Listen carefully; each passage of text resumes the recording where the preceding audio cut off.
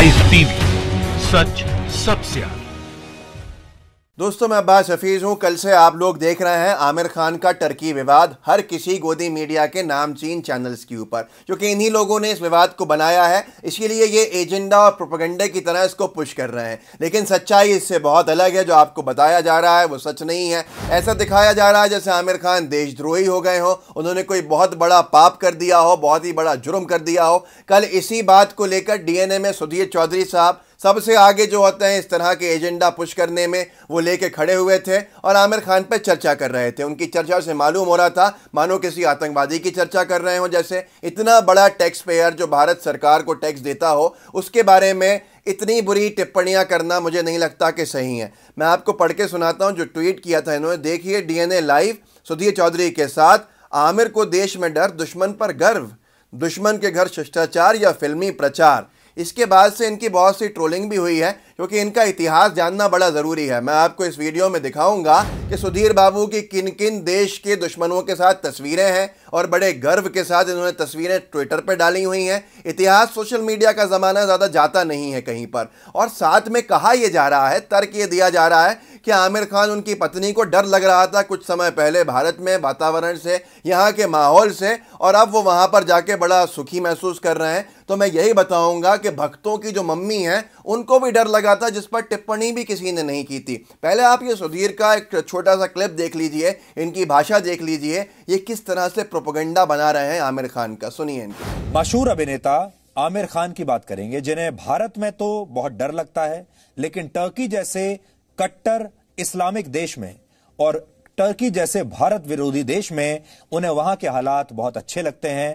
वहां उन्हें बड़ी गर्व की अनुभूति होती है। अब दोस्तों, बात साफ है। इन्होंने इस पूरे शो में यह भी कहा कि आमिर खान को डर लगता है भारत में, देशद्रोही वाले काम हैं, ये हैं वो हैं। मैं आपको लेके चलता हूं उसी के कुछ समय बाद भक्तों की सबसे बड़ी हीरोइन। वैसे तो बी ग्रेड मूवीज में काम करती थी, लोग कहते हैं बी ग्रेड मूवीज की सी ग्रेड स्टार हैं, पायल रोहतगी। ट्विटर ने उनका अकाउंट तक सस्पेंड कर दिया। अनभक्तों ने रोना मचा दिया था उस सस्पेंशन के बाद। उन्होंने भी ये बयान दिया था कि भारत में एक हिंदू होने की वजह से मुझे डर लगता है, मुझे जीने में डर लगता है यहाँ पर। ये TV9 भारतवर्ष की स्टोरी आपके सामने है, क्योंकि ट्विटर ने उनका अकाउंट सस्पेंड कर दिया है। तो ट्वीट का स्क्रीनशॉट लेना असंभव है आज की तारीख में, पर ये मेन स्ट्रीम मीडिया में छपा था। एक बार छपा, हो गया खत्म। सुधीर का कोई डीएनए नहीं हुआ, आर पार का कोई डिबेट नहीं हुआ, पूछता है भारत में ये सवाल नहीं उठा। तो ये अनभक्ति के दोहरे चरित्र हैं जो आपके सामने हैं। अब आते हैं सुधीर बाबू की तरफ। सुधीर बाबू की देशभक्ति तो कोई मतलब उस पर कोई शक ही नहीं करे वो बेहतर होता है, क्योंकि जब शक करेगा, इन्वेस्टिगेट करेगा, तो बहुत सारी पोल पट्टियां खुल जाएंगी। सुधीर बाबू के चेयरमैन हैं सुभाष चंद्रा साहब। सुभाष चंद्रा साहब जो हैं वो भाजपा की तरफ से सांसद भी रहे हैं। भारतीय जनता पार्टी को उन्होंने नुमाइंदगी की है राज्यसभा में। सुधीर चौधरी साहब के बॉस ने अभी कुछ दिन पहले, चीन ने जब हमारे 20 सैनिकों को शहीद कर दिया, उसके बाद सुधीर बाबू के मालिक ने अपना बंबई वाला घर किराए पे दिया है चाइनीज कॉन्सुलेट को, चाइना की एम्बेसी के लिए वहां पर। और किराया 4.5 या 5 लाख रुपए महीने का। उनका ड्राफ्ट भी हमने आपको दिखाया था कुछ दिन पहले, पूरे अखबारों में खबर भी छपी है। तो ये इनकी देशभक्ति है। चीन हमारे 20 जवानों को शहीद कर रहा है और इनके मालिक, जी मीडिया ग्रुप के जो मालिक हैं, भाजपा के सांसद रहे, वो अपना घर किराए पे देते हैं चाइना की सरकार को, कॉन्सुलेट के लिए बिल्डिंग अपनी पूरी की पूरी। ये सबके सामने, ये देशद्रोह नहीं है, पर आमिर का वहां मिलना देशद्रोह है। चलिए टर्की की बात कर लें। मोदी सरकार ने टर्की को कभी भी दुश्मन देश डिक्लेयर नहीं किया है, उसके बावजूद भी ये प्रोपेगेंडा बनाया जा रहा है, जिसके अंदर सपोर्ट मिल रहा है इस तरह से अनभक्तों की फौज का और कुछ गोदी मीडिया के नामचीन चेहरों का। आप याद रखिएगा, कोई दुश्मन देश नहीं है, बल्कि मैंने इससे पहले वाले वीडियो के अंदर आपको दिखाया भी था कि कैसे मोदी जी तारीफें कर रहे थे, कैसे मोदी जी उनके लोगों से मिल रहे थे, और इन्हीं अमीन अर्दोगान से खुद हाथ मिलाया था मोदी जी ने और अडवाणी जी से। उनसे अडवाणी जी ने स्वागत के अंदर उनके राष्ट्रपति भवन में। तो ये सारी चीज़ें सबके सामने हैं। चलिए मैं आपको कुछ ट्वीट्स के ऊपर पढ़ के सुनाऊंगा, या पहले आपको एक काम करता हूं, मैं दिखाता हूं सुधीर बाबू की देशभक्ति। आइए, सुधीर बाबू ने ट्वीट किया है। एक 4 साल 5 साल पुराना फोटो है। नवाज शरीफ प्रधानमंत्री था उस वक्त पाकिस्तान का। एक तरफ सुभाष चंद्रा खड़े हुए हैं, दूसरी तरफ हमारे सुधीर बाबू खड़े हुए हैं, देखिए स्क्रीन के ऊपर। और लिखा है, An image from yesterday's meeting when our channel Shri Subhash Chandra introduced Mr. Sharif to new channel जी जिंदगी टीवी। ये बता रहे हैं कि जी जिंदगी टीवी हमने बताया नवाज शरीफ को कि कैसे हम आपके यहाँ की स्टोरीज दिखाते हैं, आपका कल्चर दिखाते हैं। ये हालत है, पैसों के लिए पाकिस्तान की स्टोरीज दिखाते फिर रहे थे और अब भी यही कर रहे हैं। जी5 के ऊपर 5 सीरीज इन्होंने खरीदी हैं पाकिस्तान से। फिर परवेज़ मुशर्रफ के साथ, फिर इन्होंने नवाज शरीफ के साथ अकेले का फोटो डाला खुद अपने ट्वीट करके। फिर एक दिन उन्होंने कहा, एक दिन बाद फिर से डाला कि ये देखिए हमारे जी ग्रुप के चेयरमैन बैठे हुए सुभाष चंद्रा पाक पीएम नवाज शरीफ के साथ, इनको बता रहे हैं जी जिंदगी टीवी नया चैनल जो पाकिस्तान की स्टोरीज के ऊपर है। ये फिर से डाला। इतना ऑब्सेशन नवाज शरीफ से किसी को देखा है आपने? ये कोई आज के दुश्मन देश हैं, ये तो डिक्लेयर्ड दुश्मन देश हैं हमारे, उनके साथ खड़े हैं। यही नहीं, दुबई गए किसका इंटरव्यू लेने? परवेज़ मुशर्रफ का। परवेज़ मुशर्रफ के साथ खड़े होंगे, ट्वीट किया है विद जनरल परवेज़ मुशर्रफ, इज्जत से general Parvez Musharraf during the shoot of global leadership series. Global leadership series जो हमने शूट की हमारे दूसरे चैनल WIO न्यूज़ के लिए दुबई में, जनरल वापस आ सकते हैं पाकिस्तान की पॉलिटिक्स में बहुत जल्दी।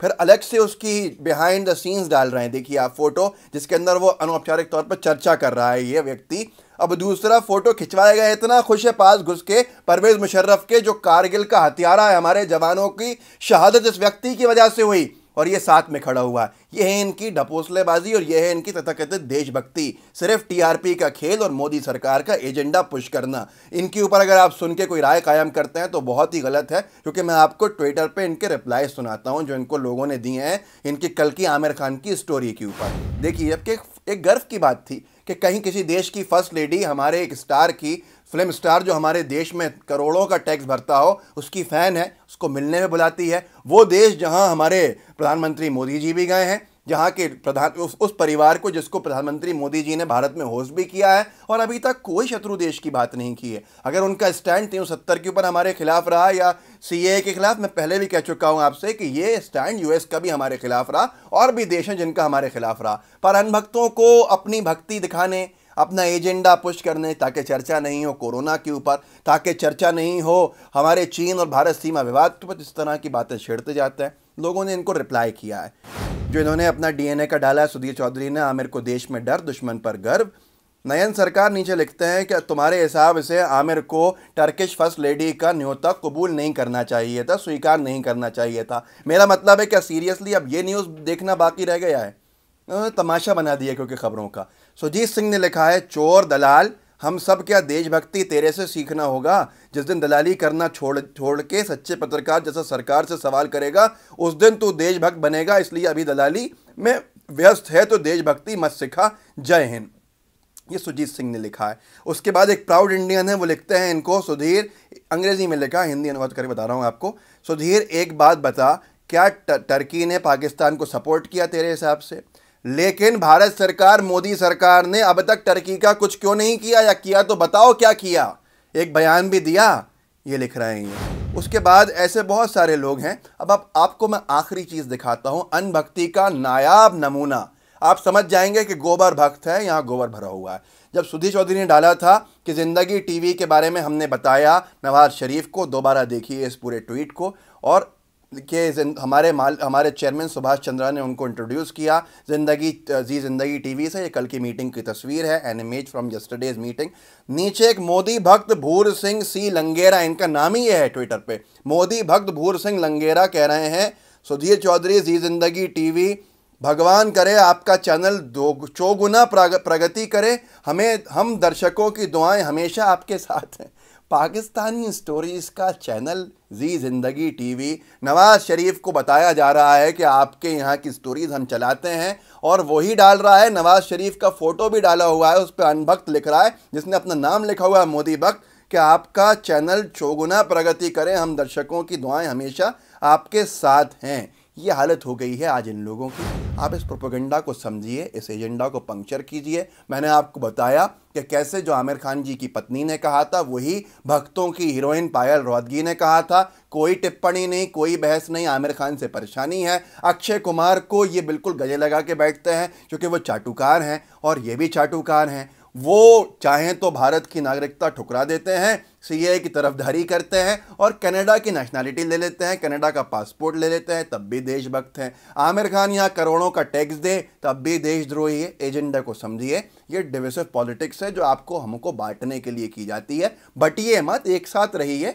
सच को सच समझिए। टर्की हमारा दुश्मन डिक्लेयर कभी नहीं किया मोदी जी ने। मोदी जी अगर करना चाहें तो आज कहीं कहलवाइए, नरेंद्र मोदी जी कहें कि टर्की हमारा शत्रु देश है, फिर बात समझ में आ जाएगी। उन्होंने तो पाकिस्तान छोड़ी, चीन की निंदा नहीं की, नेपाल की निंदा नहीं की, नाम लेकर। तो ये सारी चीज़ें आपके सामने। हमारे इस वीडियो को शेयर कीजिएगा, हमारे नए चैनल LTV को सब्सक्राइब ज़रूर कीजिए डिस्क्रिप्शन बॉक्स में, और कमेंट बॉक्स में उसका लिंक है, और इस लाइव टीवी के चैनल का बेल आइकन दबाइए। जय हिंद, जय भारत। लाइव टीवी, सच सबसे आगे।